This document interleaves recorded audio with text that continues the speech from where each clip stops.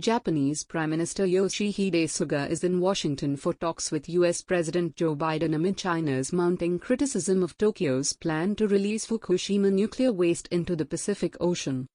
The two Asian nations are also at loggerheads over Senkaku Islands. China and South Korea have lambasted Japan's plan to release wastewater from the Fukushima Daiichi nuclear plant into the Pacific. The Japanese government has taken the move as part of decommissioning process of the nuclear power plant. 10 years ago, in March 2011, Japan had faced one of the major nuclear disasters in history when a tsunami prevented the cooling of 3 reactors at the Fukushima Daiichi nuclear power plant, releasing about 940 pbq of radiation, and forcing more than 150,000 people to evacuate the area. The Japanese government has said the latest move is based on the premise of strict compliance with regulatory standards that have been established. We select oceanic release.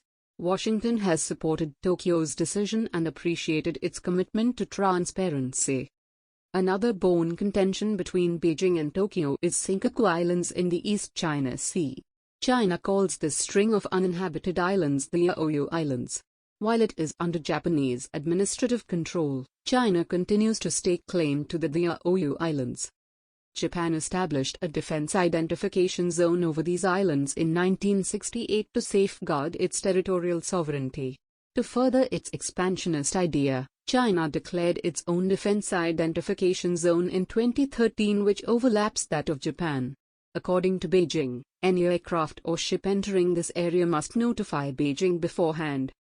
China's growing military activity in the region and its territorial are posing a threat to Tokyo. Apart from the dispute over Senkaku Islands, Tokyo has been closely watching China's military build-up in the South China Sea. China's new Coast Guard law has also increased unease among the littoral states. It allows the Chinese Coast Guards to take all necessary measures including the use of weapons to stop the violation and eliminate the danger. The law is seen as yet another attempt by Beijing to assert its dominance in the disputed South China Sea, which the communist country claims to be its territory.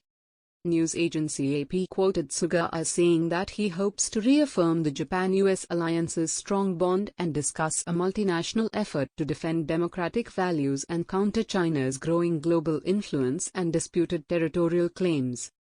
Suga said he and Biden will compare and adjust our policies, and we will demonstrate to the rest of the world the leadership of Japan and the United States toward achieving a free and open Indo-Pacific region. The US and Japan are part of the Quadrilateral Security Dialogue or Quad, with India and Australia being the other 2 members. Quad bloc, often termed as Asian NATO, aims to counter China's growing influence in the Indo-Pacific region.